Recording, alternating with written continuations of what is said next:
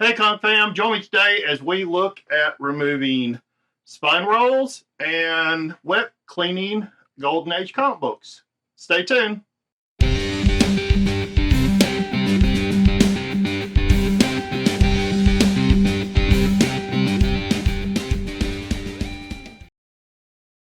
All right, so here we are in the comic book room. So I've got the camera focused on all the supplies I use. I'm just going to kind of go one by one of what I use to press and clean comics. Now, this video is going to focus on wet cleaning, not dry cleaning. I think there's a lot of videos already out there concerning dry cleaning, but not very many on wet cleaning comics. And I'm going to show you how I do that, along with removing spine rolls. So I have this Golden Age Donald Duck. Thank you to Nephilim for selling me these books. She needed some money and I needed books to practice on. These are worth probably about, I don't know, $10, $15 if you look them up in guide, but not a lot of people are buying these, so good luck selling them for that much. This is from 1949, so definitely Golden Age book, and we can see from the back here how much of a spine roll there is, and we're going to be able to remove that. So I just have a mat. This is a basic mouse pad mat, largest I could find on Amazon. I have a steamer, cheap from Amazon. Cost about $20. I have silicone baking sheets. Actually, here's the, so just parchment paper, but they are silicone, so that's what you want to look for. I have, of course, my pads. I like using these larger pads. They are 100% cotton and pressed, so there's not going to be any snagging or anything like that with them. You're going to need some magazine boards.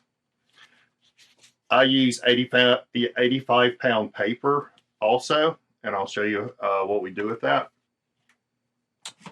I have, of course, my press here. And underneath here, move this over. So I just have these books here for weight. I'll move that. Is I have my cold press sheets. So these are just two acrylic sheets, and a lot of the stuff I get, I'll show you, comes from Immaculate Comics. And see if we can get a little zoom in there.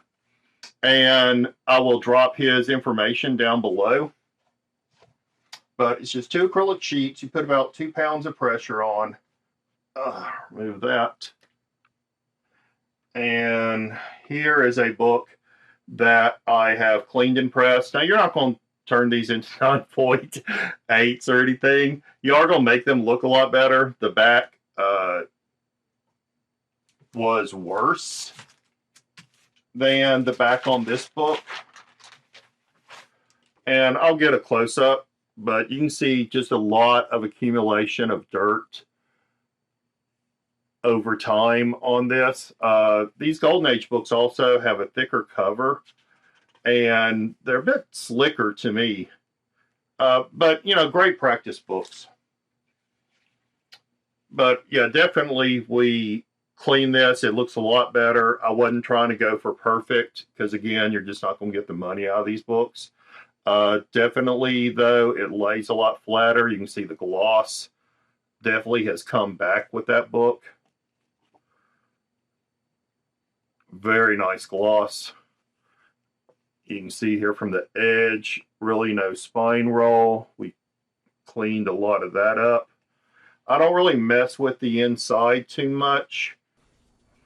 There's just not any need to. Again, you know, these books just aren't going to bring a ton of money. Those are the basic tools. Oh, and along with the press here.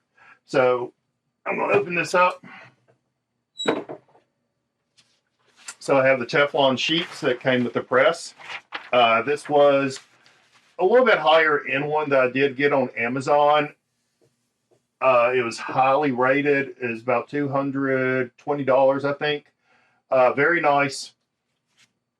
So the way I sandwich my books is Teflon on top, magazine board, silicone paper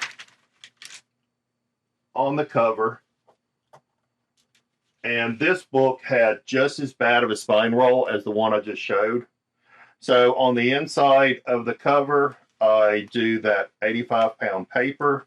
It may stick slightly. There we go. Releases. In the center fold, I do a magazine board. And then against the back cover, we have another piece of 85-pound paper. There we go. Yeah, that book came out really nice. Again, it had just as bad of a spine roll as the one that we're going to work on here today, if not a little bit worse. The back came out really nice. You know, again, I'm not going for perfect. There's some stains here. We probably could have worked on a little more, but definitely you see that nice gloss come back to the book. It's definitely overall flatter, really nice gloss again. And, you know, just definitely makes the book look a lot more, gives the book a lot more eye appeal, which is really what we're going for. Like I said, we're not going for perfection. We're not going for 9.8. That's unrealistic. But, you know, we are trying to increase the eye appeal a bit to where, yeah, they may be a little bit more desirable to collectors, especially as compared to something like this. So, you know, we can definitely see the difference in the two. Now, since I just pulled this one out of the press, and it's been in the press quite a while, it probably doesn't need a cold pressing. But usually after I bring things out of the press, I put them under the cold press for about 6 hours, maybe overnight. Add about 2 pounds worth of weight on top of that, and just move it out of the way. And we will worry about that one later. Okay. All right. So now we're going to get started on this book here. So let me get everything rearranged, and I'm going to arrange the camera here in a second, give you a closer look at what I'm doing. All right, comic fans, we're going to end the first video right there. If you like this content, please like, comment, subscribe, do the notifications so you can be sure and catch the other parts. And with that, I'm going to say peace, love, and comics. Thank you all. Bye.